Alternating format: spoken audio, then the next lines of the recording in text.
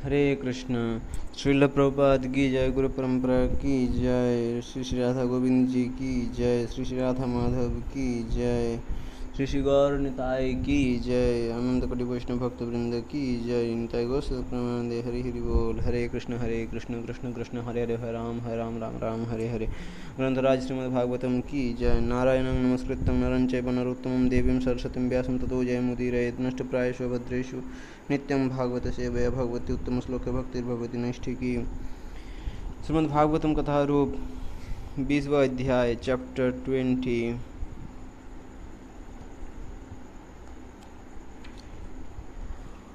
महाराज अंग, वेन और महाराज पृथु, चौथा स्कंद। जन्म से ही ध्रुव महाराज का पुत्र उत्कल मुक्तात्मा था। समचित्त होने के कारण वह प्रत्येक वस्तु को भगवान में स्थित तथा भगवान को प्रत्येक वस्तु एवं प्राणी के हृदय में स्थित देखता था। सांसारिक बंधनों से बचने के लिए उत्कल एक पागल, गूंगे, बहरे और अंधे व्यक्ति के समान ही रहता था। एक दृष्टि से वह उन भवकते अंगारों के समान था जो अभी राख से ढके हुए थे। उसके इस व्यवहार को देखते हुए घर के वरिष्ठ सदस्यों तथा मंत्रियों ने उसे मूर्ख मानते हुए राज्य के अयोग्य मान लिया और उसके छोटे भाई वत्सर को राज सिंहासन सौंप दिया। ध्रुव महाराज की 5वीं पीढ़ी में चाक्षुष का जन्म हुआ, जो छठे मनु बने। चाक्षुष ने 12 पुत्रों को जन्म दिया और उनमें से सबसे छोटे पुत्र उल्मुख ने 6 पुत्रों को जन्म दिया। उन 6 भाइयों में सबसे बड़े थे अंग।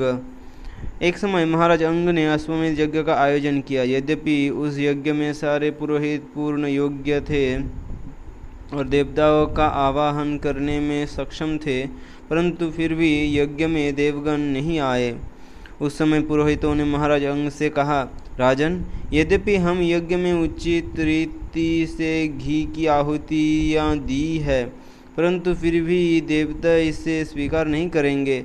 हम जानते हैं कि आपने अत्यंत सावधानी पूर्वक सारी सामग्रियां एकत्र की है और निश्चित ही हमारे मंत्रोच्चार में भी कोई खोट नहीं है। इसलिए हम निर्धारित नहीं कर पा रहे हैं कि देवता अपने यज्ञ भाग लेने में क्यों इतना संकोच कर रहे हैं। ये सुनकर महाराज अंग अत्यंत दुखी हो गए। ब्राह्मणों की अनुमति से उन्होंने पूछा, हे ब्राह्मणों, कृपया बताइए कि मैंने ऐसा कौन सा अपराध किया है जिसके कारण देवता यज्ञ में अपना हिस्सा लेने के लिए वहां नहीं आ रहे हैं। प्रमुख पुजारी ने उत्तर दिया, राजन, आपका जीवन निष्पाप है। व्यवहार की बात तो दूर, आपने अपने मन से भी कोई कभी पाप नहीं किया है। यद्यपि आप पुत्र उत्पन्न करने में पूरी तरह सक्षम है, परंतु पिछले जन्म में किए गए कुछ पाप के कारण आज आप निस्संतान हैं। यदि आप भगवान से पुत्र प्राप्ति हेतु प्रार्थना करें और उस उद्देश्य की पूर्ति हेतु एक विशेष यज्ञ करें तो निश्चित ही आपकी इच्छा पूरी होगी। जब यज्ञेश्वर भगवान विष्णु आपको वरदान देने के लिए आपके यज्ञ में आएंगे तो उनके साथ उनके सब सेवकों देवताओं को भी अपना यज्ञ भाग लेने के लिए आना पड़ेगा। तत्पश्चात जब पुजारी ने यज्ञ में भगवान विष्णु को आहुति अर्पित की तो यज्ञाग्नि से श्वेत वस्त्र पहनने एक व्यक्ति प्रकट हुआ। उसके हाथों में खीर से भरा सोने का एक पात्र था। ब्राह्मणों की अनुमति से महाराज अंग ने सम्मान पूर्वक उस पात्र को स्वीकार किया। उस प्रसाद की सुगंध लेने के पश्चात राजा ने उसका एक हिस्सा अपनी पत्नी सुनीता को दिया। उस प्रसाद में पुत्र प्रदान करने की शक्ति थी, जिसे खाकर रानी राजा के वीर्य द्वारा गर्भवती हो गई। कुछ ही समय में रानी ने एक पुत्र को जन्म दिया। उसका नाम रखा गया वेन। क्योंकि रानी मूर्तिमान मृत्यु की पुत्री थी, इसलिए वेन को आंशिक रूप से अधर्म वंश का वंशज माना गया। सामान्यतया पुत्री अपने पिता के गुण स्वीकारती है और पुत्र माता के, इसलिए गुणों में वेन अपने नाना के समान था। उसका चरित्र दिन प्रतिदिन गिरता गया और अनाचार बढ़ते गए।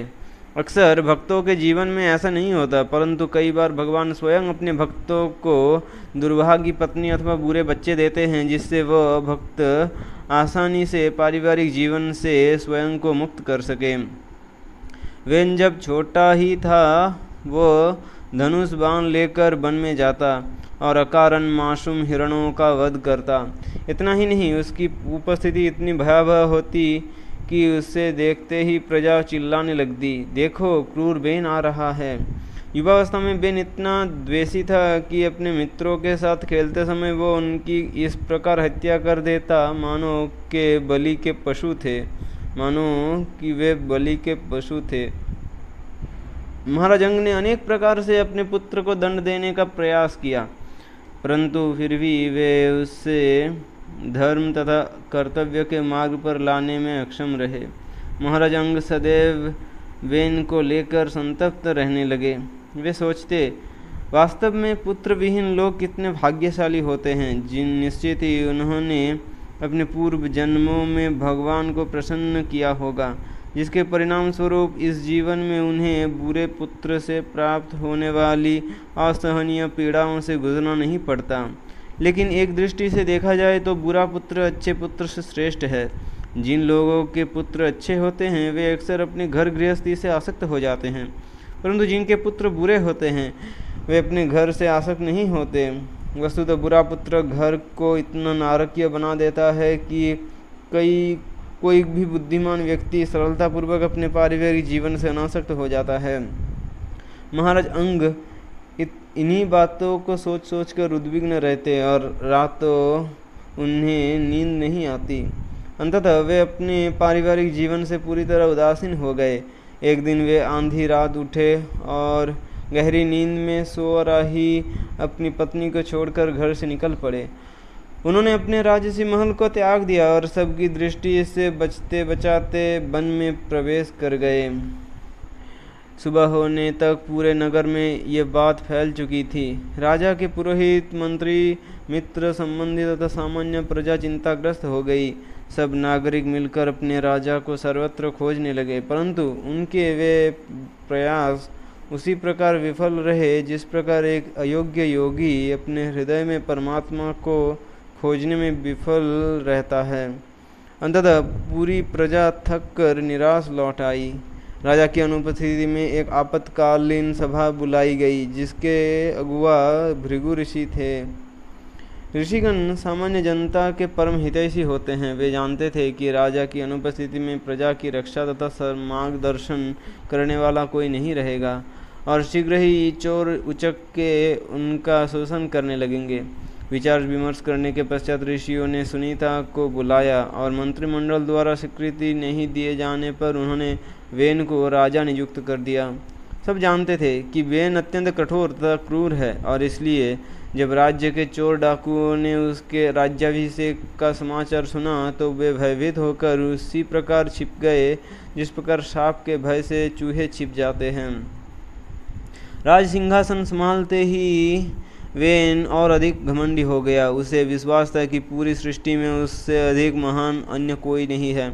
अपने रथ पर आरूढ़ होकर वो अपने राज्य का दौरा करता और यज्ञदान तप आदि में संलग्न ब्राह्मणों को बलपूर्वक वैसा करने से रोकने लगा। जब राज्य में समस्त धार्मिक कार्य बंद हो गए, उस समय भावी विपदाओं का अनुमान लगाते हुए ऋषियों ने पुनः एक बैठक बुलाई। परस्पर चर्चा करते हुए उन्होंने कहा, जिस प्रकार दोनों सिरों से जलती हुई लकड़ी के बीच बैठी चींटियां खतरे में होती है, उसी प्रकार हमारी प्रजा एक और क्रूर राजा तथा दूसरी ओर चोर डाकुओं के खतरे से घिरी है। यद्यपि आपातकालीन स्थिति को देखते हुए हमने अयोग्य वेन के हाथों में राज्य की वागडोरी दी थी, परंतु उसके सत्तारूढ़ होने से जनमानस की समस्याएं और कष्ट बड़े ही हैं।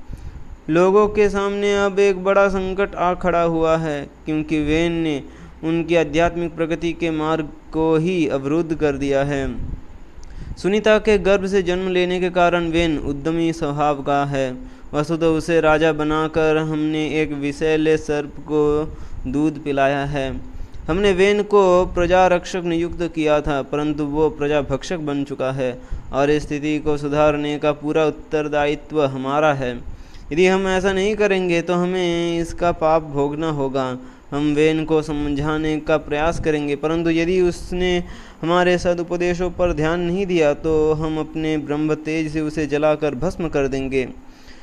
मन में निश्चय करके वे सब ऋषि महाराज वेन के पास गए। अपने क्रोध से दबा अपने क्रोध को दबाकर वे मधुर शब्दों में वेन से निवेदन करने लगे। राजन, हम आपको कुछ सदुपदेश देने आए हैं, कृपया ध्यानपूर्वक उन्हें सुनिए। ऐसा करने से आपकी आयु, ऐश्वर्य, बल तथा ख्याति में असीमित वृद्धि होगी। धर्म नियमों के अनुसार जीवन यापन करने वाले लोग स्वर्ग लोगों की प्राप्ति करते हैं, जो लगभग समस्त दुखों से मुक्त तथा सुख से युक्त है। इसलिए आपको अपनी प्रजा के धार्मिक जीवन को नहीं बिगाड़ना चाहिए। यदि आप अपनी प्रजा के धर्म कर्म में बाधा बनते हैं तो निस्संशय शीघ्र ही आप अपने इस उच्च राजसी पद से गिर जाएंगे। प्रजा का संरक्षण एवं पालन पोषण राजा का प्रमुख कर्तव्य है। साथ ही उसे चाहिए कि वह प्रजा को वर्णाश्रम के अनुसार कार्य प्रदान करे, जिससे वे अपने कार्यों द्वारा परम भगवान की आराधना कर सके। जब राजा देखता है कि उसकी प्रजा यज्ञों द्वारा भगवान की पूजा कर रही है, तो न केवल वह प्रसन्न होता है, अपितु समस्त देवगण भी स्वतः संतुष्ट हो जाते हैं। इसलिए यदि राजा यज्ञों को रोकता है तो एक दृष्टि से वो देवताओं का अपमान करता है और स्वयं अपने स्वर्ग गमन में बाधा बन जाता है। वेन ने कहा, कितने खेद की बात है कि अनुभवहीनता के कारण आप धर्म के नाम पर अधर्म का उपदेश दे रहे हैं।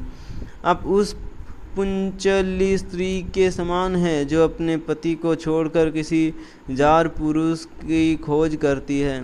राजा स्वयं भगवान का प्रतिनिधि होता है। यदि अज्ञानतावश कोई राजा की पूजा नहीं करता तो वो ना तो इस लोक में और ना ही परलोक में सुख प्राप्त करता है। तुम सब देवताओं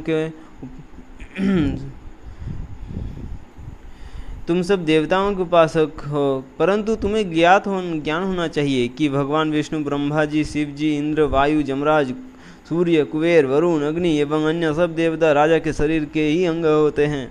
इसलिए तुम अपना द्वेष त्याग दो और मंगल वस्तुओं के साथ मेरी पूजा करो। यदि तुम्हारे अंदर थोड़ी भी बुद्धि होगी तो तुम समझ सकोगे कि यज्ञ में सर्वप्रथम आहुति प्राप्त करने के लिए मुझसे श्रेष्ठ अन्य कोई व्यक्ति नहीं है। वेन का जीवन पाप से भरा था और इसलिए भ्रष्ट हुए बुद्धि के कारण वह ऋषियों के सदुपदेशों को समझ नहीं कर पाया। वेन के अपमानजनक वचन सुनकर ऋषियों का मन व्यथित हो उठा और अत्यंत कुपित होकर वे एक साथ बोलने लगे, इस दारुण पापी का वध कर दो। यदि ये जीवित रहा तो शीघ्र ही पूरा संसार नष्ट हो जाएगा। इस निर्लज्ज और धृष्ट का इतना साहस कि इसमें भगवान विष्णु का अपमान किया। दुष्ट वेन के अतिरिक्त भला और कौन ऐसा कर सकता है। ये कहकर ब्राह्मणों ने मात्र हम शब्द का उच्चारण करके वेन का वध कर दिया, जो भगवान की निंदा करने के कारण पहले से ही मृतप्राय था। ऋषियों के जाने के बाद सुनीता अपने पुत्र की मृत्यु पर शोकातुर हो गई। उसके शव को बचाए रखने के लिए उसने उसके शव पर औषधियों का लेप किया और यथोचित मंत्रों का पाठ करवाया। कुछ समय पश्चात समस्त ऋषिगण सरस्वती नदी में स्नान एवं अपने नित्य क्रियाकर्मों से निवृत्त होकर पुनः एकत्र हुए और प्रजा की दयनीय तथा भयावह स्थिति पर चर्चा करने लगे। राजा के बिना समाज में चारों ओर उत्पात मचा हुआ था। उस समय ऋषियों ने आकाश में उड़ती धूल के एक बड़े बादल को देखा, जो प्रजा को लूट कर जा रहे डाकुओं के भागने से उठा था। ऋषिगण समझ गए कि राजा वेन की मृत्यु के पश्चात समाज पर कितनी भारी विपदा टूट पड़ी है। ऋषियों ने हाल ही में अपने ब्रह्मतेज से राजा वेन का वध किया था और उनके पास अब उठ खड़े हुए उन सब उत्पाती तत्वों का दमन करने की शक्ति भी थी। यद्यपि वे जानते थे कि ये कार्य ब्राह्मणों का नहीं है, परंतु साथ ही वे निस्सहाय नागरिकों के दुखों की उपेक्षा भी नहीं कर सकते थे, क्योंकि ऐसा करने पर वे अपनी शक्तियों को उसी प्रकार खो देते जिस प्रकार खंडित घड़े में रखा पानी धीरे धीरे चू जाता है। वे ऋषि इस तथ्य से अवगत थे कि महाराज अंग के वंश में आए राजाओं का वीर्य अत्यंत शक्तिशाली होता है और उनसे उत्पन्न होने वाली संतान धर्मपरायण होती है। इस प्रकार अंग की वंश परंपरा को जारी रखने के विचार से उन्होंने वेन के मृत शरीर को लिया और बलपूर्वक उसकी जंघाओं का मर्दन करने लगे। कुछ ही समय में वहाँ से एक बौना व्यक्ति प्रकट हुआ। उसका नाम था बाहुक। बाहुक का रंग कौवे के समान काला था। उसके अंग छोटे, बड़ा जबड़ा, लाल आंखें तथा तांबे के रंग जैसे बाल थे। जन्म लेते ही बाहुक ने नम्रतापूर्वक ऋषियों को प्रणाम किया और कहा, हे ऋषियों, मेरे लिए क्या आज्ञा है? ऋषियों ने उत्तर दिया, बैठ जाओ निषेध, बैठ जाओ निषेध। और इस प्रकार बाहुक को एक नाम हुआ निषाद। इसी से आगे चलकर निषाद जाति आरंभ हुए। जन्म लेते ही निषाद ने महाराज वेन के पाप फलों को अपने ऊपर ले लिया। इसीलिए निषाद जाति के लोग चोरी, शिकार आदि पाप कार्यों से आसक्त होते हैं और फलस्वरूप उन्हें पर्वतों तथा जंगलों में ही रहने की अनुमति है। अब बेन का शरीर पवित्र हो चुका था। ऋषियों ने उसकी भुजाओं का मर्दन आरंभ किया और इससे एक पुरुष तथा स्त्री उत्पन्न हुए। अत्यंत प्रसन्नतापूर्वक ऋषियों ने घोषणा की, ये पुरुष भगवान विष्णु का शक्त्यावेश अवतार पृथु है और ये स्त्री श्रीमती लक्ष्मी देवी का विस्तार अर्ची है।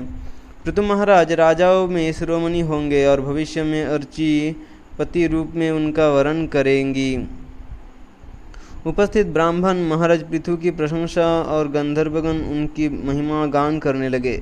सिद्धगण आकाश से पुष्प वर्षा करने लगे और अप्सराएं हर्षित होकर नृत्य करने लगी। उच्च लोकों से देवगण, पितर एवं ऋषि मुनि पृथ्वी पर उतर आए तथा शंखों, बिगुलों और नगाड़े की ध्वनि से आकाश गुंजायमान हो उठा। जब ब्रह्मा जी ने पृथु महाराज की दाहिनी हथेली पर भगवान विष्णु की रेखा तथा उनके चरणों के तलवों पर कमल पुष्प के चिन्हों देखे तो वे समझ गए कि पृथु महाराज भगवान के अंश अवतार हैं। ब्राह्मणों ने पृथु महाराज के राज्याभिषेक की तैयारी आरंभ कर दी। विभिन्न नदियाँ, समुद्र, पर्वत, सर्प, गाय, पक्षी, पशु, स्वर्ग एवं पृथ्वी तथा अन्य समस्त प्राणी एवं क्षमता अनुसार उपहार लाकर राजा को भेंट देने लगे। कुबेर ने पृथु महाराज को स्वर्णिम सिंहासन भेंट दिया। वरुण ने भव्य राजसी छत्र दिया जो निरंतर जलकणों की फुहार करता रहता था। वायु ने राजा को 2 चामर दिए और धर्म ने राजा की ख्याति को सर्वत्र फैलाने वाला फूलों का एक हार दिया। इंद्र ने महाराज पृथु को एक रत्न जड़ित मुकुट प्रदान किया और जमराज ने शासन करने के लिए एक राजदंड दिए। ब्रह्मा जी ने राजा को आध्यात्मिक ज्ञान से निर्मित एक कवच दिया और उनकी पत्नी सरस्वती देवी, जो भारती के नाम से भी जानी जाती है, उन्होंने राजा को एक दिव्य हार दिया। भगवान विष्णु ने उन्हें अपने सुदर्शन चक्र की आंशिक शक्ति से युक्त एक सुदर्शन दिया और उनकी पत्नी श्रीमती लक्ष्मी देवी ने राजा को अक्षय ऐश्वर्य प्रदान किया। शिवजी ने उन्हें ऐसी तलवार दी जिसकी म्यान 10 चंद्रमाओं के चिन्हों से सुसज्जित थी और उनकी पत्नी देवी दुर्गा ने उन्हें 100 चंद्र चिन्हों से युक्त एक ढाल भेंट दी। चंद्रदेव ने उन्हें अमृत से उत्पन्न घोड़े दिए और विश्वकर्मा ने एक अत्यंत सुंदर रथ दिया। अग्नि ने महाराज पृथु को बकरी और गायों के सींगों से बना एक धनुष भेंट दिया। सूर्य ने उन्हें सूर्य प्रकाश के समान तेजस्वी बाण दिए। भूरलोक के मूर्तिमंत देव ने उन्हें योग शक्तियों से युक्त खड़ाऊं भेंट की। अन्य देवताओं ने राजा को संगीत, गायन तथा अभिनय की कला प्रदान की। उन्होंने उन्हें अंतर्धान नामक सिद्धि भी दी जिससे द्वारा वे स्वेच्छा से अदृश्य हो सकते थे। महासागर ने महाराज पृथु को एक शंख भेंट दिया तथा समुद्रों, नदियों तथा पर्वतों ने उन्हें निर्बाध रूप से अपना रथ चलाने के लिए स्थान दिया। जब सूत पेशेवर प्रशंसक, मागध पेशेवर कथावाचक और बंदी पेशेवर स्तुति गायक महाराज पृथु का गुणगान करने लगे तो महाराज पृथु उन्होंने उन्हें रोक दिया। महाराज पृथु की वाणी बादलों की गड़गड़ाहट के समान गंभीर थी। उन्होंने कहा, हे गायकों, आप मेरे जिन गुणों का बखान कर रहे हैं, मैंने अभी तक उनका प्रदर्शन नहीं किया है, इसलिए आपको मेरी इतनी उच्च स्तुति करने की आवश्यकता नहीं है। जब भविष्य में मैं आपके द्वारा कहे गए इन गुणों के अनुसार व्यवहार करूँगा, तब निश्चित ही आप सब इन्हें गा सकते हैं। हमें कभी भी भगवान के गुणों को उन साधारण मनुष्यों पर आरोपित करने का प्रयास नहीं करना चाहिए जिनके पास वे गुण है ही नहीं। कोई भी बुद्धिमान व्यक्ति अपने अनुयायियों को उसके ऐसे गुणों का वखान करने की अनुमति कैसे दे सकता है जिन्हें उसने अभी तक विकसित ही नहीं किया है। यदि कोई व्यक्ति किसी दूसरे की प्रशंसा में कहे, यदि आप थोड़े शिक्षित होते तो निश्चित ही बड़े विद्वान बन जाते, तो ये शब्द कपट से भरे हैं। ऐसी प्रशंसा को स्वीकार करने वाला मूर्ख व्यक्ति नहीं जानता कि वास्तव में वे शब्द उसका घोर अपमान है। जिस प्रकार एक सम्माननीय व्यक्ति अपने गर्हित कार्यों के विषय में सुनना पसंद नहीं करता, उसी प्रकार अत्यंत विख्यात एवं शक्तिशाली व्यक्ति अपनी प्रशंसा सुनने में आनंद नहीं लेता। मैंने अभी तक कोई प्रशंसनीय कार्य नहीं किया है और इसलिए इन उच्च वचनों में मेरा गुणगान करना आपको शोभा नहीं देता। महाराज पृथु की नम्र तथा अमृतमयी मधुर वाणी सुनकर वे सब पेशेवर गायक संतुष्ट हो गए, परंतु उन्होंने उनका स्तुति का बंद नहीं किया। उपस्थित महान ऋषियों के निर्देशानुसार उन्होंने महाराज पृथु का गुणगान जारी रखा, क्योंकि वे जानते थे कि पृथु भगवान विष्णु के अधिकृत अवतार थे। महाराज पृथु के भावी कार्यों का वर्णन करते हुए उन गायकों ने कहा, हे राजन, आप भगवान विष्णु के शक्त्यावेश अवतार हैं और इसलिए आपका समुचित गुणगान करना हमारी क्षमता से परे है। परंतु चूंकि हमारे मन में आपकी कीर्ति का वखान करने की सच्ची उत्कंठा है, हम महान ऋषियों द्वारा प्राप्त निर्देशानुसार आपके चरित्र की महिमाओं को सुनाने का पूरा प्रयास करेंगे। महाराज पृथु सूर्यदेव के समान शक्तिशाली होंगे। जिस प्रकार सूर्यदेव प्रत्येक व्यक्ति को अपना प्रकाश प्रदान करते हैं, महाराज पृथु उसी प्रकार समान रूप से प्रत्येक व्यक्ति पर अपनी कृपा बरसाएंगे। जिस प्रकार सूर्यदेव वर्ष के 8 महीने पृथ्वी का जल सोखते हैं और वर्षा ऋतु में उसी जल को प्रचुरता से सर्वत्र वितरित करते हैं, उसी प्रकार महाराज पृथु अपनी प्रजा से कर वसूलेंगे और समय आने पर उस धन को लौटाएंगे। अपने व्यवहार में वे अत्यंत सहनशील तथा समावान होंगे। अकाल के समय वे इंद्र के समान वर्षा करेंगे। उनके मुस्कुराते चंद्र सदृश मुख पर स्नेह भरी दृष्टि प्रत्येक व्यक्ति के सुखमय जीवन की वृद्धि करेगी, परंतु उनके कार्य अत्यंत गुह्य होंगे और कोई भी व्यक्ति उनकी नीतियों अथवा राजकोष की स्थिति को समझ नहीं पाएगा। महाराज पृथु अपनी प्रजा के समस्त आंतरिक एवं बाह्य कार्यों को देख समझ पाएंगे, परंतु अपने संचित पुण्यों के कारण वे सबके साथ समान व्यवहार करेंगे, चाहे कोई उनका शत्रु हो अथवा मित्र।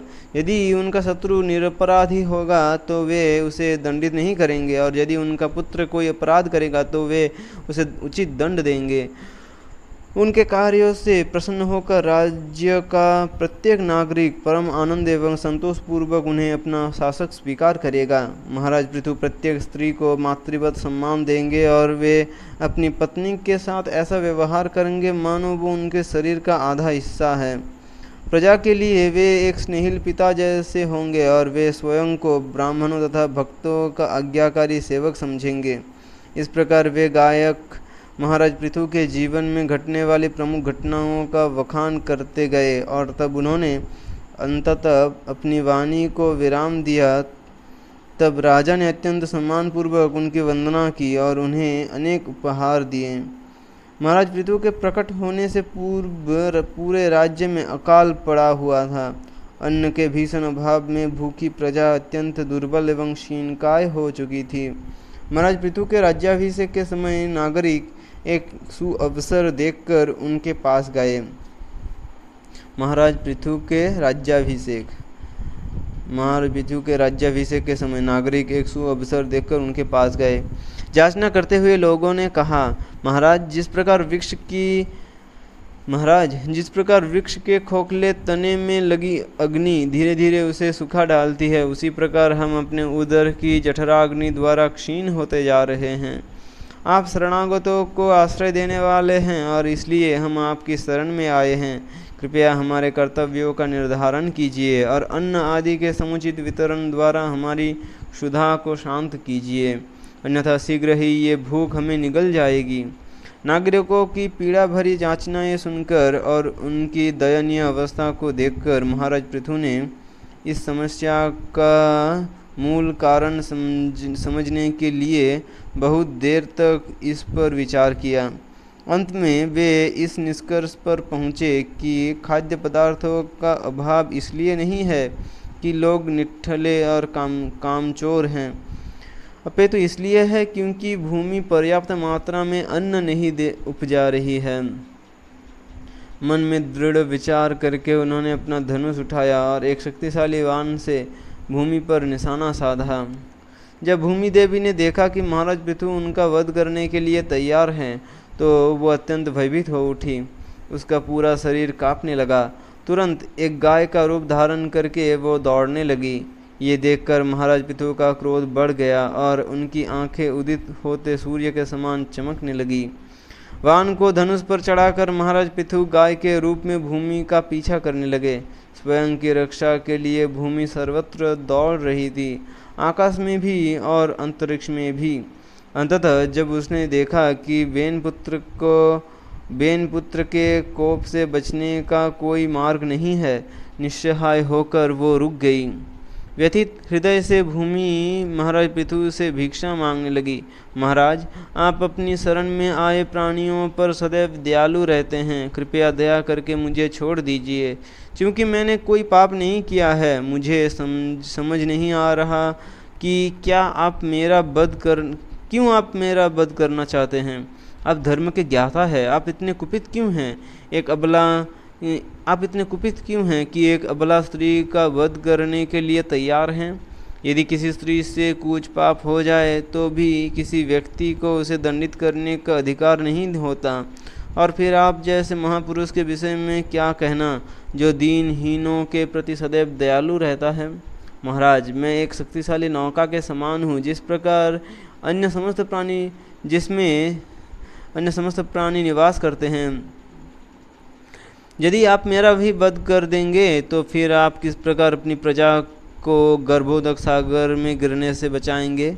महाराज पृथु ने उत्तर देते हुए कहा, हे भूमि, तुमने मेरी आज्ञा का उल्लंघन किया है।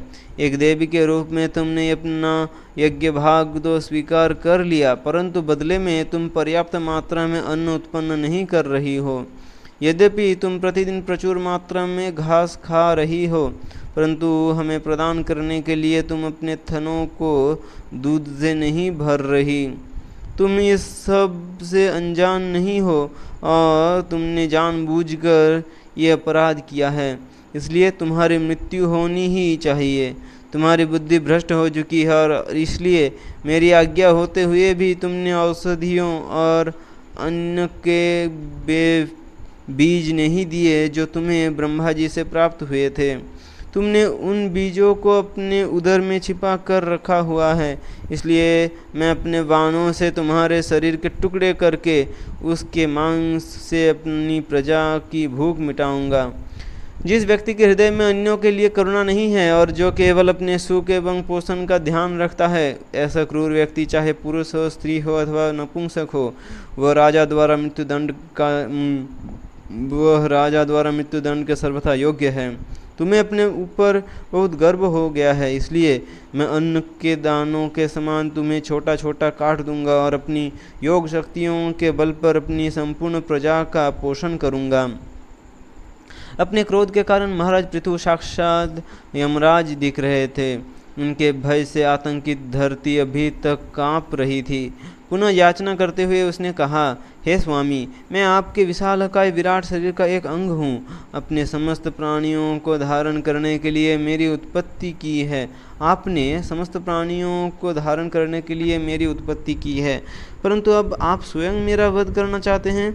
इसे देखकर मैं दुविधा में हूँ। कुछ समय पूर्व आपने वराह अवतार लिया था और गर्भोदक सागर की गहराइयों से मुझे उबार कर मेरी रक्षा की थी। उस साहसी कार्य से आपको धराधर नाम प्राप्त हुआ था, परंतु अब आप अपने तीक्ष्ण बाणों से मेरा वध करना चाहते हैं और इसलिए आपके इस कार्य को देखकर मैं भ्रमित हूँ। धरती की प्रार्थनाएं सुनकर भी महाराज पृथु का क्रोध शांत नहीं हुआ। क्रोधावेश में उनके होठ अभी भी कांप रहे थे।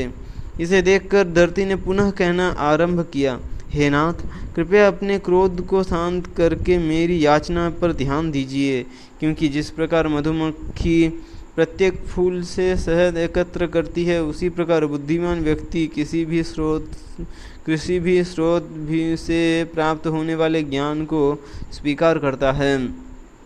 महाराज, ब्रह्मा जी द्वारा निर्मित बीज, कंदमूल, औषधियाँ, अन्न आदि का उपयोग अधर्मियों द्वारा हो रहा है।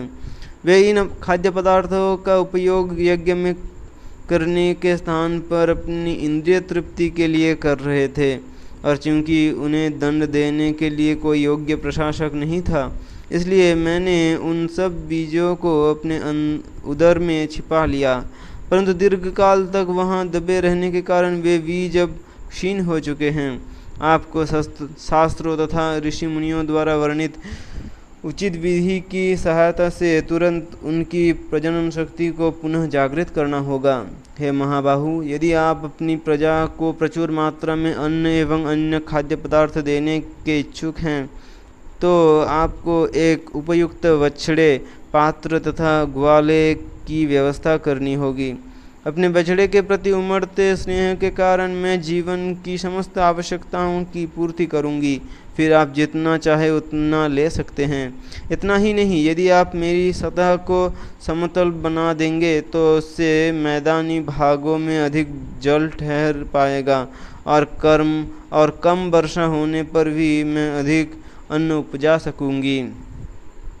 ये सुनकर महाराज पृथु शांत हो गए और उन्होंने भूमि के इस सुझाव को स्वीकार कर लिया। तत्पश्चात उन्होंने स्वयंभू मनु को बछड़ा बनाया और अपनी अंजुली को पात्र बनाते हुए गाय रूपी पृथ्वी से औषधियों और अन्न को दूह लिया। महाराज पृथु का अनुगमन करते हुए अन्य बुद्धिमान लोगों ने भी भूमि का दोहन करके वांछित वस्तुएं प्राप्त की। महान ऋषियों ने बृहस्पति को बछड़ा बनाया और इंद्रियों को पात्र।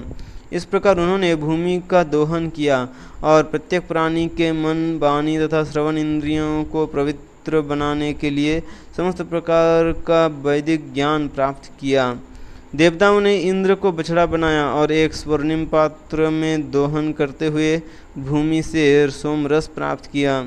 सोमरस को पीने से देवगण शारीरिक, ऐन्द्रिक तथा मानसिक बल प्राप्त करके अत्यंत शक्तिशाली हो जाते हैं। दैत्यों ने प्रहलाद को बछड़ा बनाया और एक लोह पात्र में भूमि को दूहते हुए विभिन्न प्रकार की मदिराएं प्राप्त की। गंधर्वों और अप्सराओं ने विश्ववासु को बछड़ा बनाया और एक कमल पुष्प के पात्र में भूमि का दोहन करते हुए मधुर संगीत तथा स्वर्गीय सुंदरता रूपी दूध प्राप्त किया।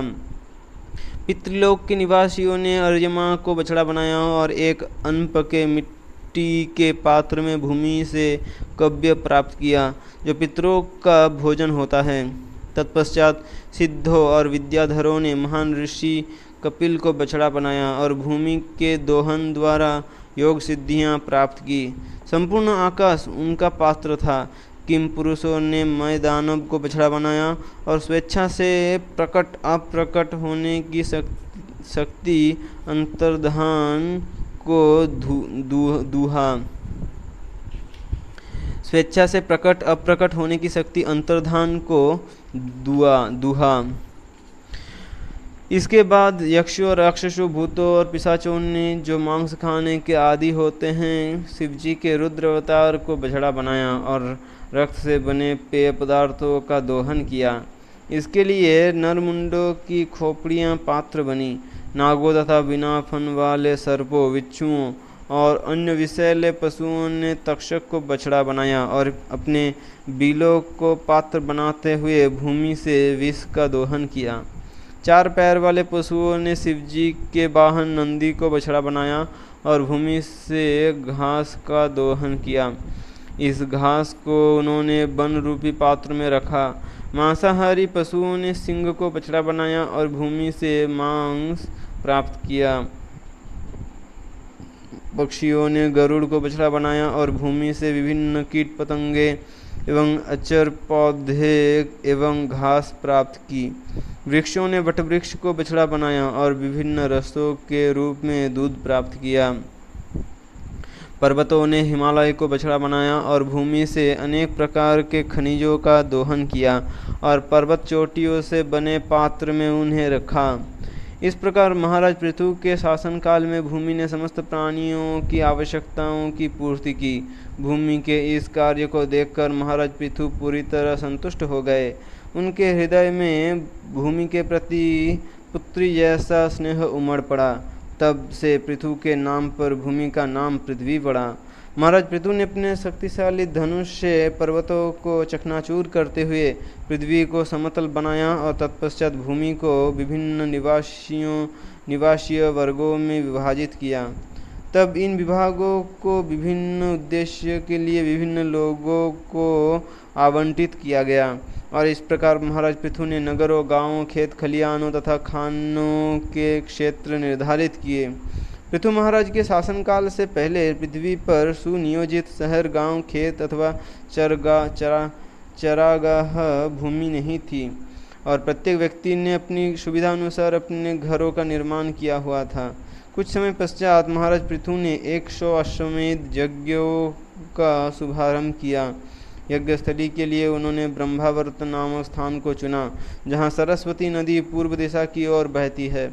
इन यज्ञों के दौरान संपूर्ण पृथ्वी कामधेनु गाय के समान बन गई और जीवन की समस्त आवश्यकताओं को प्रचुर मात्रा में प्रदान करने लगी। सागर मोतियों एवं रत्नों से भर गए। पर्वतों की चोटियों पर स्थित विभिन्न खनिज पदार्थ नदियों के माध्यम से बहकर भूमि को उपजाऊ बनाने लगे। गायें भरपूर दूध देने लगी और वृक्ष शहद और फलों से लद गए। यज्ञ में उपस्थित समस्त देवताओं एवं मनुष्यों ने यथाशक्ति महाराज पृथु को अनेक उपहार भेंट में दिए, परंतु स्वर्गलोक में इंद्रदेव महाराज पृथु के इन यज्ञों को सहन नहीं कर पा रहे थे। इंद्र का एक नाम है शतक्रतु, अर्थात वह जिसने 100 अश्वमेध यज्ञ किए हैं। महाराज पृथु को अपने समान स्तर पर आते देख इंद्र का मन द्वेष से भर उठा। इसलिए जब महाराज पृथु अंतिम 100वां अश्वमेध यज्ञ करने जा रहे थे, उस समय इंद्र अदृश्य रूप में वहां प्रकट हुए और यज्ञ का घोड़ा चुरा लिया। अत्रि ऋषि ने आकाश मार्ग से उड़कर भाग रहे इंद्र को देख लिया और तुरंत इस चोरी की सूचना पृथु के पुत्र को दी। साहसी राजकुमार ने तुरंत अपना धनुष उठाया और स्वर्ग के राजा का पीछा करने लगा। क्रोधपूर्वक इंद्र को ललकारते हुए वह राजकुमार चिल्लाने लगा, ठहरो, रुको। परंतु जब राजकुमार ने देखा कि इंद्र ने सन्यासी के गेरुए वस्त्र पहने हुए हैं, शरीर पर भभूत लपेटी है और सिर पर जटाएं बांधी हुई है, उन्हें एक साधु समझकर उसने अपने बाण नहीं छोड़े। इंद्र द्वारा धोखा दिए जाने के बाद अब राजकुमार यज्ञस्थली पर लौटा तो उस समय अत्रि ने उसे आज्ञा देते हुए कहा, देवराज का वध कर दो, क्योंकि तुम्हारे पिता के यज्ञ में बाधा उत्पन्न करके वह देवताओं में सबसे अधम बन चुका है। राजकुमार पुनः अपना धनुष लेकर इंद्र का पीछा करने लगा। जब इंद्र ने ये देखा तो उन्होंने यज्ञ के घोड़े को छोड़ दिया और अपने छद्म वेश को त्याग कर फिर से अदृश्य हो गए। महान ऋषियों ने जब देखा कि राजकुमार यज्ञ के घोड़े को लेकर लौट आया तो उन्होंने उसके पराक्रम की भूरी प्रशंसा की और उसे विजिताश्व नाम दिया। परंतु तभी इंद्र ने सर्वत्र ऐसा भयानक अंधकार फैला दिया जो संपूर्ण यज्ञस्थली को धीरे धीरे अपने अंदर समेटने लगा। वहाँ मची हड़बड़ी का लाभ उठाते हुए इंद्र ने स्वर्णिम जंजीर से बंधे घोड़े को खोलकर पशु बलि के लिए उपयुक्त होने वाले लकड़ी के यंत्र के पास बांध दिया। पुनः अत्रि ने आकाश मार्ग से दौड़ते हुए इंद्र की ओर संकेत करके विजिताश्व को सचेत किया। इस समय विजिताश्व ने देखा कि इंद्र एक ऐसे सन्यासी के वेश में थे जिसके हाथ में रखे दंड के एक सिरे पर मानव खोपड़ी टंगी थी। पहले तो विजिताश्व को उस साधु पर आक्रमण करने में हिचकिचाहट हुई, परंतु अत्रि द्वारा प्रोत्साहित किए जाने पर उसने क्रोधपूर्वक अपने धनुष पर बाण चढ़ा दिया। इसे देखते ही इंद्र ने यज्ञ के घोड़े को छोड़ दिया और अपने छद्म वेश को त्याग कर फिर से अदृश्य हो गए। इस प्रकार इंद्र ने महाराज पृथु के घोड़े को चुराने के अनेक प्रयास किए और हर बार वे किसी ढोंगी सन्यासी का छद्मवेश बनाकर आते। अपने इस कपट भरे कार्य से इंद्र ने आडंबरी साधुओं की अनेक परंपराएं आरंभ की, जिनमें नग्न घूमने वाले साधु तथा कापालिक भी आते हैं। इंद्र द्वारा अपनाए गए प्रत्येक रूप को नास्तिकवाद दर्शन का प्रतीक मानना चाहिए। यद्यपि पाप कृत्यों में संलग्न लोग उन रूपों की बहुत प्रशंसा करते हैं जो उन्हें स्वीकार करता है, वो केवल अपने पहनावे से धार्मिक होता है। अंततः महाराज पृथु स्वयं अपना धनुष बाण लेकर इंद्र का वध करने के लिए खड़े हो गए। अपने द्वेषी मन को संतुष्ट करने के लिए इंद्र ने अनेक ढोंगी सन्यासियों के वर्ग निर्मित कर दिए थे और महाराज पृथु उन्हें इसका दंड देना चाहते थे। जब पुरोहितों ने इंद्र वध के लिए तत्पर पृथु को देखा, उन्होंने निवेदन करते हुए कहा, महाराज आप इंद्र का वध ना करें, क्योंकि शास्त्रों के अनुसार यज्ञ में केवल पशुओं की ही बलि का प्रावधान है। आपके यज्ञ में विघ्न डालने के प्रयास करके इंद्र ने स्वयं अपनी शक्तियों को क्षीण कर लिया है। हम कुछ विशेष मंत्रों के उच्चारण द्वारा आपके शत्रु को यहाँ खींच लाएंगे और यज्ञाग्नि में झोंक कर भस्मीभूत कर देंगे। पुरोहित अत्यंत क्रोधित मुद्राओं में इंद्र का आवाहन करने लगे, परंतु वे अग्नि में आहुति देने जा ही रहे थे कि वहाँ ब्रह्मा जी प्रकट हो गए और उन्हें रोक दिया। ब्रह्मा जी ने कहा, हे ब्राह्मणों, तुम्हें ध्यान रखना चाहिए कि इंद्र भगवान विष्णु के सर्वाधिक शक्तिशाली सहयोगियों में से एक है। आप इस यज्ञ के माध्यम से देवताओं को संतुष्ट करने का प्रयास कर रहे हैं, परंतु वे सब देवता इंद्र के ही अंश हैं। फिर तुम देवराज इंद्र की हत्या का विचार भी कैसे कर सकते हो?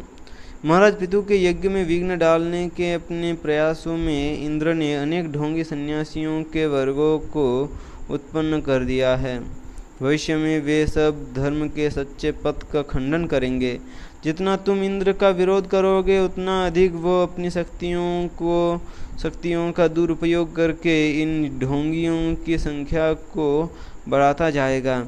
इसलिए हे विप्रो, मेरा यही निवेदन है कि महाराज पृथु के इस 100वें यज्ञ को यहीं रोक दो और उन्हें 99 में ही संतुष्ट रहने दो। तब महाराज पृथु की ओर मुड़कर ब्रह्मा जी ने कहा, हे राजन, आप भगवान के महाभागवत भक्त हैं और मुक्ति के पथ से भली भांति परिचित हैं। फिर भला आपको ये यज्ञ करने की क्या आवश्यकता है?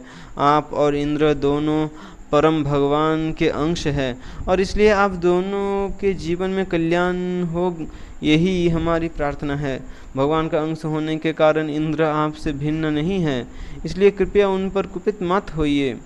महाराज, आपके यज्ञों में विघ्न दैव योग से हुआ है, इसलिए आपको उद्विग्न नहीं होना चाहिए। यदि हमारे जीवन में नियति द्वारा कुछ घटित होता है, तब हम जितना अधिक उन दुर्घटनाओं को सुधारने का प्रयास करेंगे, हम उतने अधिक सांसारिक विचारों के गहनतम अंधकार में डूबते चले जाएंगे। हमें सदैव इस सिद्धांत का स्मरण रखना चाहिए। महाराज, कृपया अपने अवतार के उद्देश्य पर किंचित मनन कीजिए, क्योंकि इंद्र द्वारा निर्मित अधर्म के ये विभिन्न रूप अनेक अवांछित नकली धर्मों को जन्म देंगे। मैं आपसे आग्रह करता हूँ कि आप तुरंत अपना यज्ञ बंद कर दीजिए। ब्रह्मा जी के निर्देश पर महाराज पृथु ने तुरंत अपना यज्ञ रोक दिया। तब उन्होंने अभभृत स्नान किया, जिसका अर्थ था कि अब यज्ञ समाप्त हो चुका है। उस समय महाराज पृथु ने 99 अश्वमेध यज्ञों से संतुष्ट होकर भगवान विष्णु यज्ञस्थली में प्रकट हुए। उनके साथ देवराज इंद्र एवं अन्य सब देवगण तथा नंद सुनंद सहित उनके अनेक मित्र निज पार्षद भी थे। महाराज पृथु को संबोधित करते हुए भगवान ने कहा, हे राजन, देवराज इंद्र ने तुम्हारे 100वें अश्वमेध यज्ञ में विघ्न डालने के प्रयास किए और उन्हें इसका पश्चाताप है। तुमसे क्षमा मांगने के लिए वे मेरे साथ आए हैं। कृपया इन्हें क्षमा कर दे। बुद्धिमान व्यक्ति सदैव दूसरों के कल्याणार्थ कार्य करने के लिए तत्पर रहता है और इसलिए उसे नरश्रेष्ठ माना जाता है। हर समय ये स्मरण रखते हुए कि भौतिक शरीर आत्मा से भिन्न है, ऐसे लोग कभी किसी से द्वेष नहीं करते। महाराज पृथु, जिन भक्तों की मुझसे प्रगाढ़ मैत्री एवं प्रेम भरा संबंध होता है, वे समस्त भौतिक दूषणों से मुक्त तथा आत्मसंतुष्ट होते हैं। अपने पूर्ण ज्ञान एवं समदृष्टि के कारण ऐसा भक्त कभी भी भौतिक सुख अथवा दुखों से उद्विग्न नहीं होता। इसलिए सदैव समचित्त रहो और राजा के अपने कर्तव्यों का निर्वाह करते हुए सबके साथ समान व्यवहार करो। यदि आप महान आचार्यों की शिक्षाओं के आधार पर अपनी प्रजा को संरक्षण देंगे तो वे तुमसे अत्यंत प्रसन्न रहेंगे और निर्बंध तुमसे प्रेम करेंगे। राजन, शीघ्र ही तुम्हें महान चतुष्कुमारों से मिलने का सौभाग्य प्राप्त होगा। मैं तुम्हारे स्वभाव तथा सद्गुणों से अत्यंत प्रसन्न हूँ और तुम्हें कुछ वर देना चाहता हूँ। तुम्हारी जो भी इच्छा हो कृपया मांग लो। महाराज पृथु और भगवान विष्णु के वार्तालाप के दौरान इंद्रदेव वही निकट ही खड़े थे।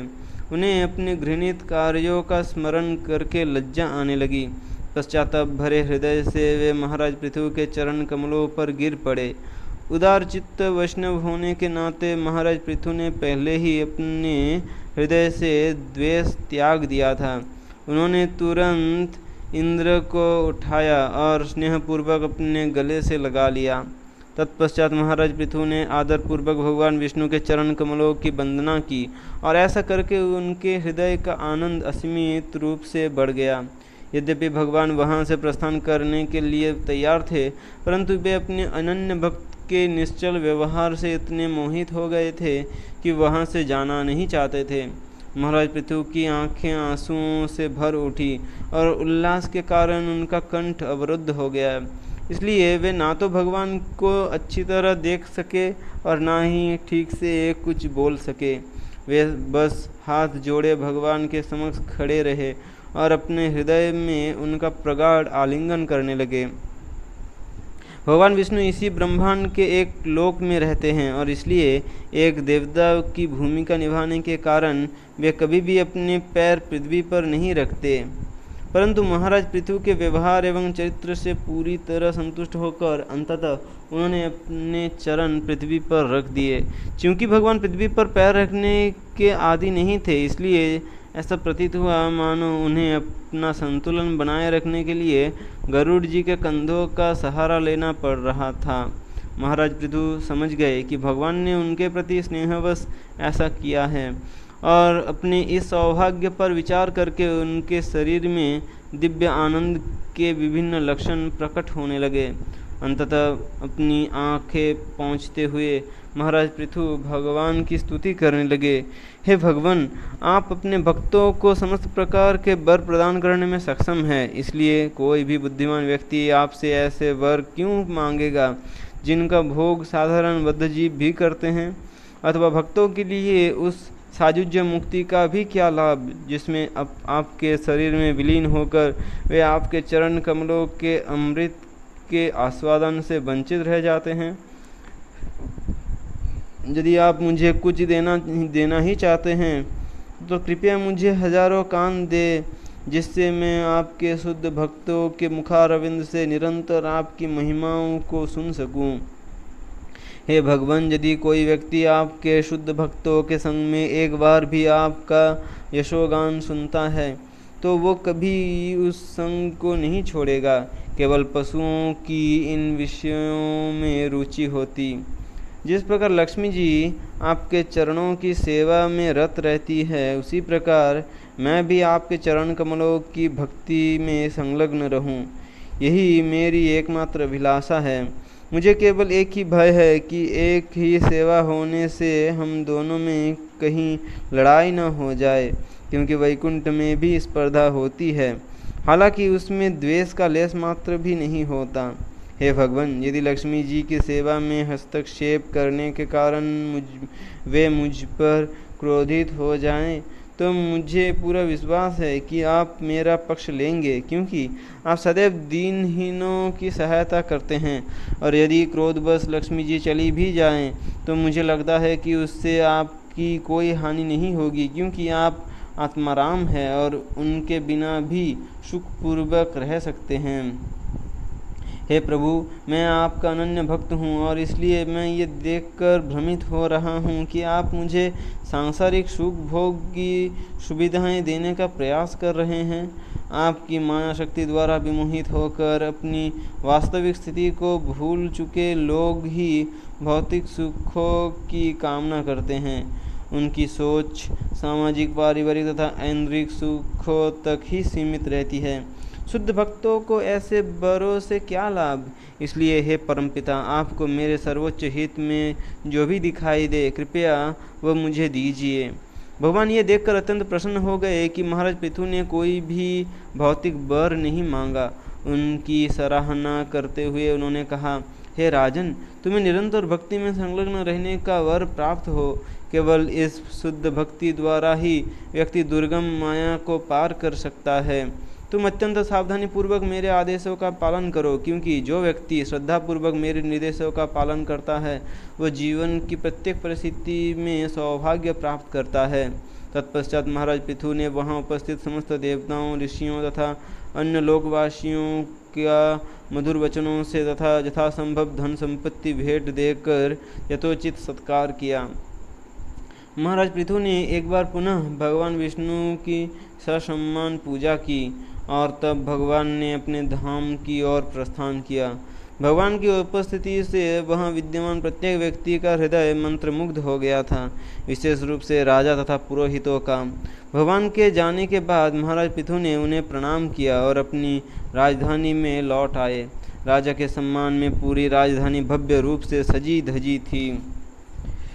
सर्वत्र चंदन और अगुरु मिश्रित जल का छिड़काव किया गया था और पूरे नगर को अक्षत, फलों फूलों, भिगोए अन्न, खनिजों तथा दीपों से सजाया गया था।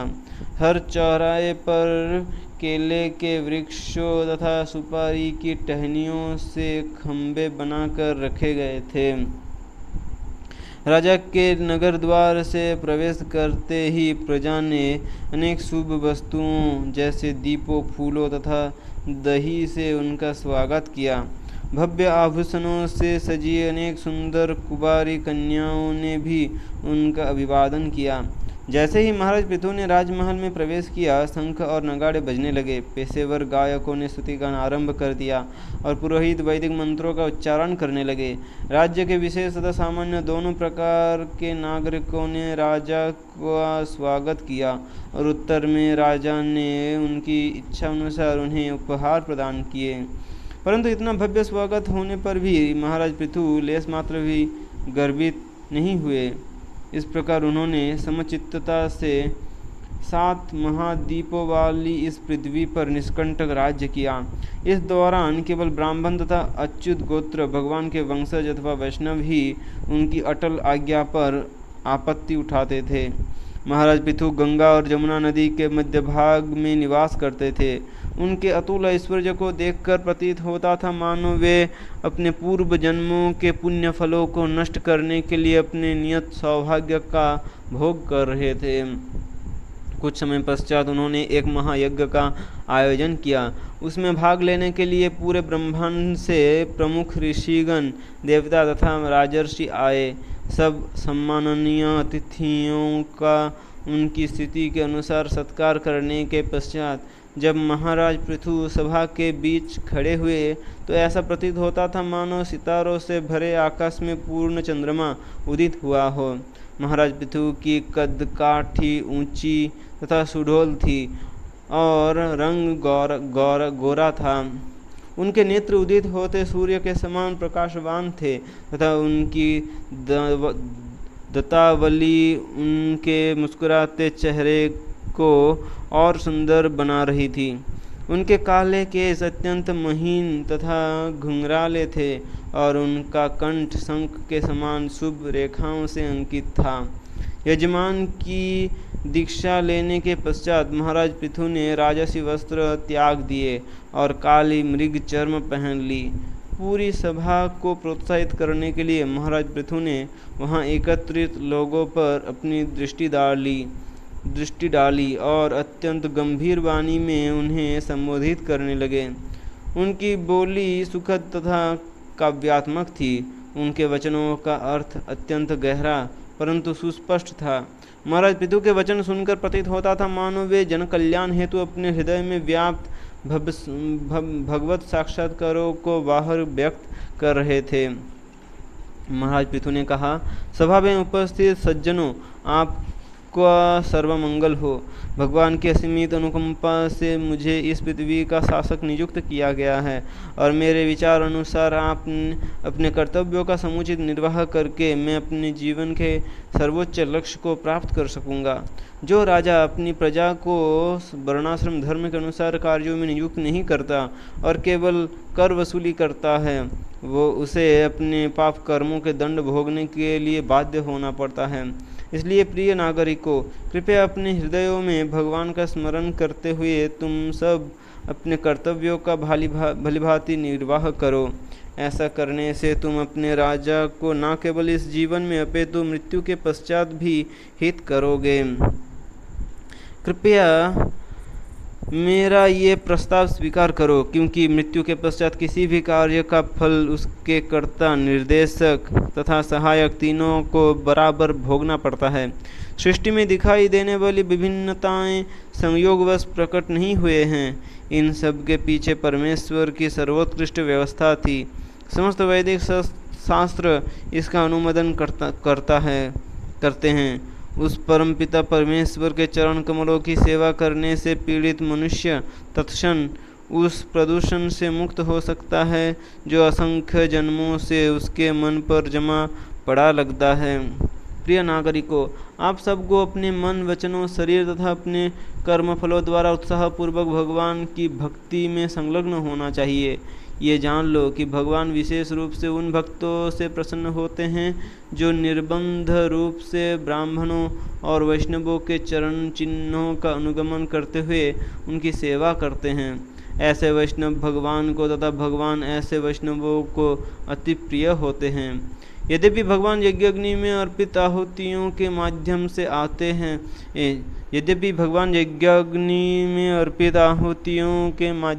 खाते हैं, परंतु जब हम उनके शुद्ध भक्तों और ब्राह्मणों को भोजन अर्पित करते हैं तो भगवान को उनके मुख से ये खाना अधिक प्रिय लगता है।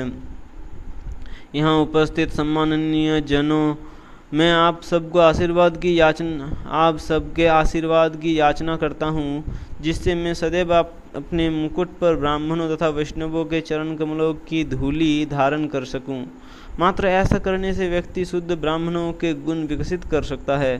सच्चरित्र ऐसे ब्राह्मणों की एकमात्र संपत्ति होता है और इस प्रकार उनकी चरण धूलि धारण करने से हम बिना कठिनाई के समस्त ऐश्वर्य प्राप्त कर लेते हैं।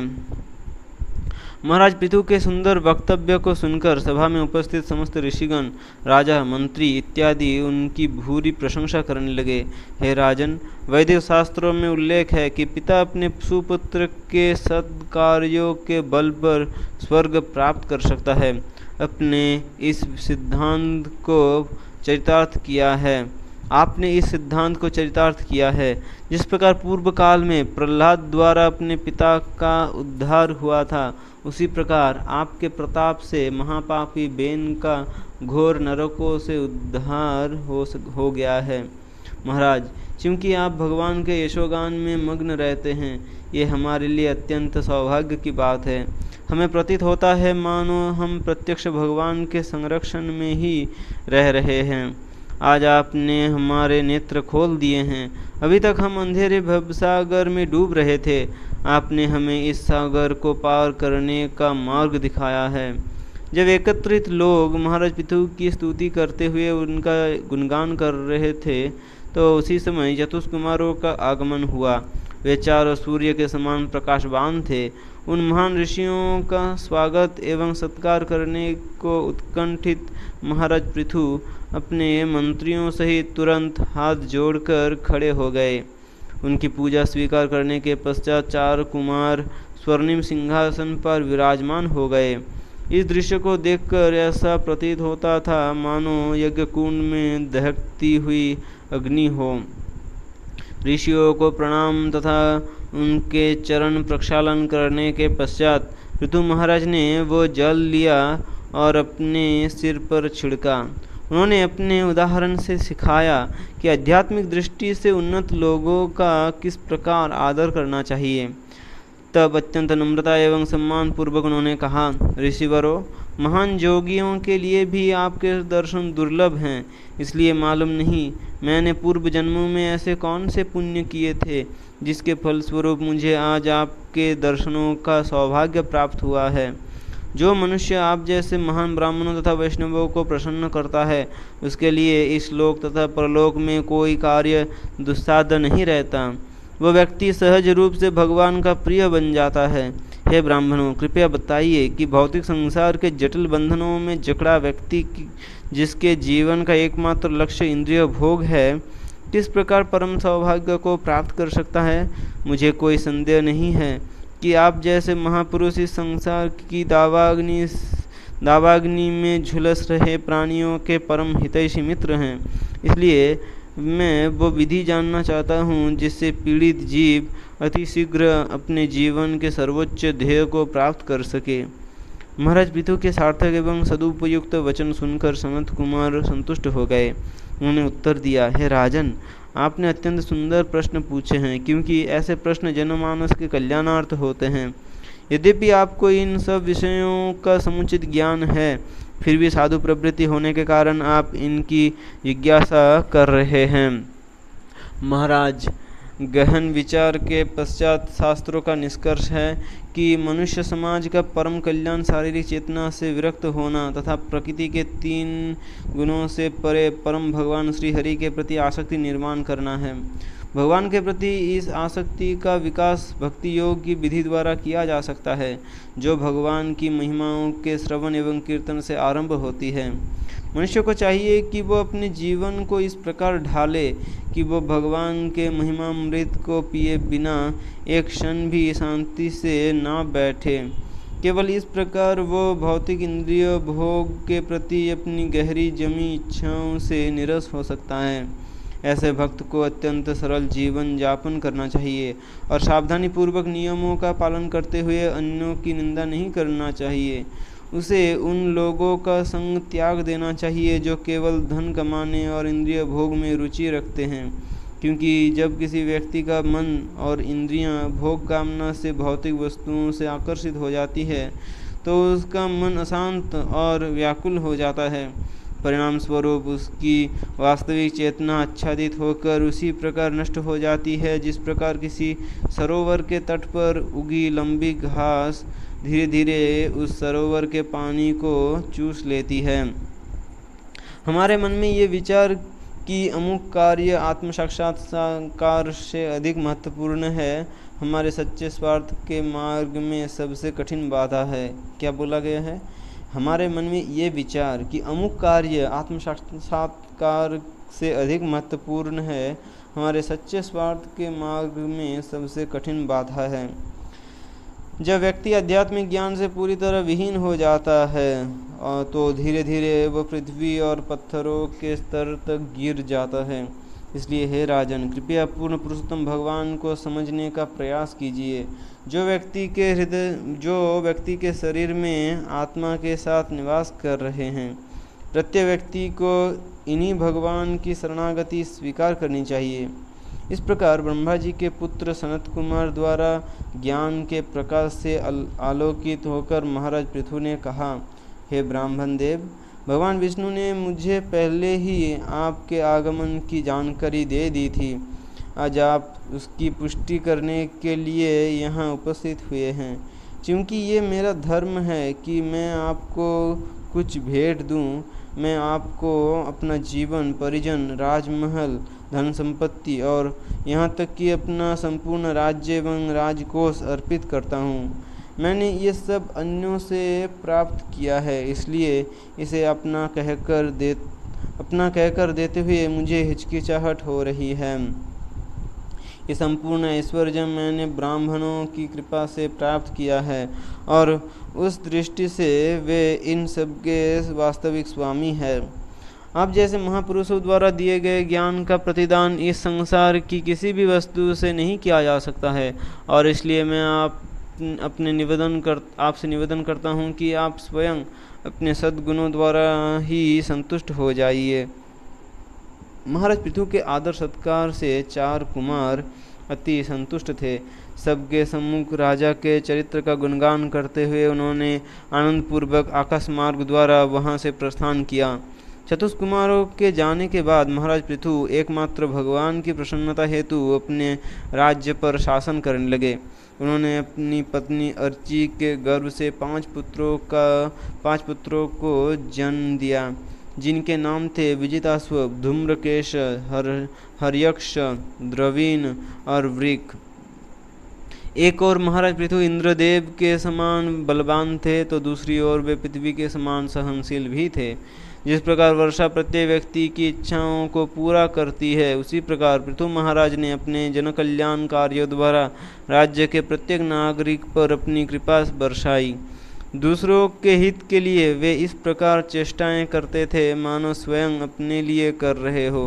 वे उस समुद्र के समान थे जिसकी अथाह गहराई को कोई नहीं जान सकता था। संकल्प शक्ति में वे सुमेरु पर्वत के समान दृढ़ थे। ऐश्वर्य की दृष्टि से महाराज पृथु की तुलना हिमालय से की जा सकती है, जो विभिन्न बहुमूल्य धातुओं और रत्नों को अपने अंदर समाये रहता है। उनका प्रभाव वायु के समान सर्वत्र व्याप्त था। वे कामदेव के समान अति सुंदर, सिंह के समान विचारवान तथा आत्मनियंत्रण में स्वयं भगवान के समान थे। महाराज पृथु की ख्याति संपूर्ण ब्रह्मांड में फैली थी, और जो भी स्त्रियां, भक्त आदि उनके चरित्र एवं कार्यकलापों के विषय में सुनते उन्हें प्रसन्नतापूर्वक भगवान रामचंद्र का स्मरण हो आता। अंततः महाराज पृथु ने देखा कि उन पर वृद्धावस्था का प्रभाव आरंभ होने लगा है। उन्होंने अपनी संपत्ति का समुचित विभाजन किया और पृथ्वी का शासन अपने पुत्रों को सौंपकर वानप्रस्थ होने का निश्चय किया। अपने राजा से भावी बिछोह का अनुमान लगाकर सारी प्रजा शोकातुर हो गई, और राजा को विदाई देते समय उनके नेत्र आंसुओं से भर उठे। इस प्रकार महाराज पृथु ने तपस्या भरा जीवन यापन करने के लिए अर्ची देवी के साथ वन में प्रवेश किया। वनवास करते हुए महाराज पृथु कई बार कंदमूल खाते और कई बार फल अथवा सूखी पत्तियाँ, कई बार अनेक सप्ताह तक वे केवल पानी पीकर अपना निर्वाह करते, और अंत में वे केवल वायु पर जीवित रहने लगे। ग्रीष्म ऋतु में वे तपते सूरज के नीचे अपने चारों ओर अग्नि प्रज्वलित करके बैठ जाते। वर्षा ऋतु में वे वातावरण के कठोर थपेड़ों को सहन करते तथा शीत ऋतु में गले तक पानी में खड़े रहकर तपस्या करते। रात्रि समय में वे बिना कुछ बिछाए भूमि पर शयन करते। इस दौरान उन्होंने पूरी तरह ब्रह्मचर्य का पालन किया और इंद्रियों तथा प्राणवायु को नियंत्रित करने वाली तपस्याएं की। क्योंकि वह सत्ययुग था, इसलिए महाराज पृथु ने भक्ति योग का निरूपण करने के लिए अष्टांग योग पद्धति का पालन किया। फलस्वरूप उनके हृदय में भगवान के प्रति अविचल प्रेम विकसित हो गया। सतत भगवान के चरण कमलों का स्मरण करते हुए महाराज पृथु भौतिक शरीर एवं उससे संबंधित वस्तुओं से पूरी तरह विरक्त हो गए और इस प्रकार उन्होंने स्वयं को मिथ्या अहंकार की ग्रंथियों से मुक्त किया।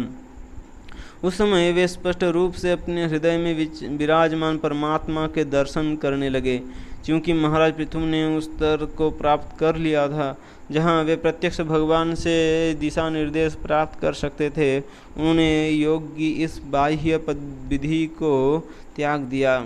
अंततः उन्होंने स्वाभाविक मृत्यु की प्रतीक्षा किए बिना स्वेच्छा से शरीर त्यागने का निश्चय किया। वे योग की एक विशिष्ट मुद्रा में बैठ गए और अपने टखनों से अपने गुदादार को अवरुद्ध कर लिया। उन्होंने योग विषयक जो ज्ञान प्राप्त किया था उसके आधार पर वे प्राणवायु को धीरे धीरे नाभि तक लाए, फिर हृदय तक, फिर कंठ तक और फिर उसे दोनों भ्रुकुटियों के बीच स्थित कर लिया। वहाँ से महाराज पृथु अपनी प्राणवायु को कपाल पर स्थित ब्रह्मरंध्र तक ले गए और अपने शरीर के पृथ्वी, जल, अग्नि आदि तत्वों को उन तत्वों के ब्रह्मांडीय स्वरूप में समाविष्ट करने लगे। ये प्रक्रिया विपरीत सृष्टि चक्र पर ध्यान करने से आरंभ होती है, अर्थात सर्वप्रथम स्थूलतम तत्व पृथ्वी को, फिर जल को आदि तथा अंत में सूक्ष्मतम मिथ्या अहंकार को समाविष्ट किया जाता है।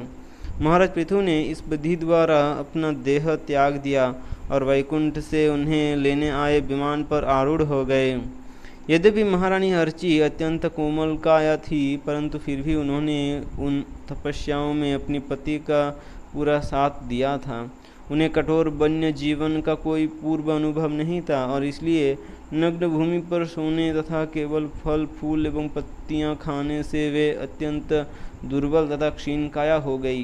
परंतु अपने पति की सेवा से प्राप्त होने वाले सुख के समान उन्होंने इन कष्टों तथा असुविधाओं का लेस मात्र भी अनुभव नहीं किया। महारानी अर्ची एक महापुरुष की पत्नी थी।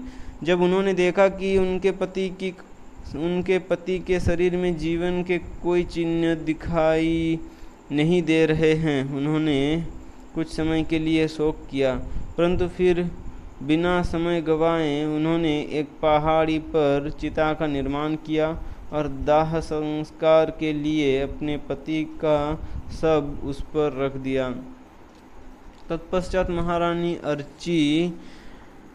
अर्ची ने सारे आवश्यक अनुष्ठान किए और रीति के अनुसार नदी में स्नान करते हुए जल तर्पण किया। अंत में देवताओं को प्रणाम करने के पश्चात उन्होंने महाराज पृथु के शरीर की प्रदक्षिणा की और अपने पति के चरण कमलों का चिंतन करते हुए स्वयं अग्नि में प्रविष्ट हो गई। वीरता भरे उनके इस कार्य को देखकर मंदार पर्वत पर बैठे हजारों देवता तथा उनकी पत्नियां अपना सम्मान तथा प्रशंसा व्यक्त करने के लिए फूलों की वर्षा करने लगे।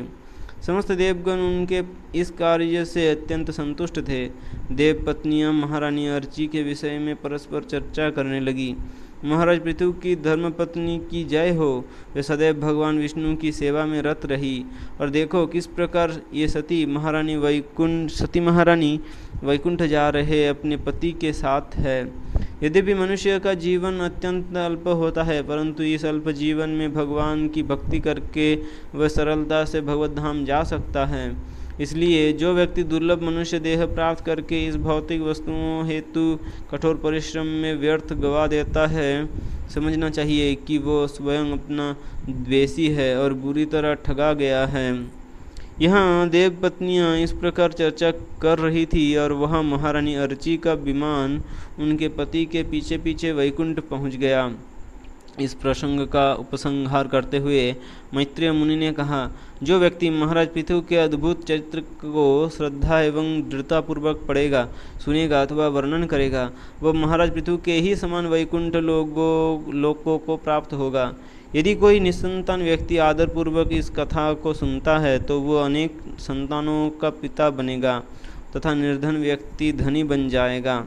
इस प्रसंग को 3 बार सुनने वाला व्यक्ति समाज में ख्याति प्राप्त करेगा और अशिक्षित व्यक्ति महान विद्वान बन जाएगा। दूसरे शब्दों में महाराज पृथु के विषय में श्रवण करना इतना शुभकारी है कि ये समस्त दुर्भाग्य को विखंडित कर देता है। चाहे कोई व्यक्ति दिव्य स्तर पर स्थित भगवान का शुद्ध भक्त भी क्यों न हो। ये उसका कर्तव्य है कि वह स्वयं महाराज पृथु के चरित्र एवं जीवन को सुने तथा अन्यों को भी सुनने के लिए प्रेरित करे।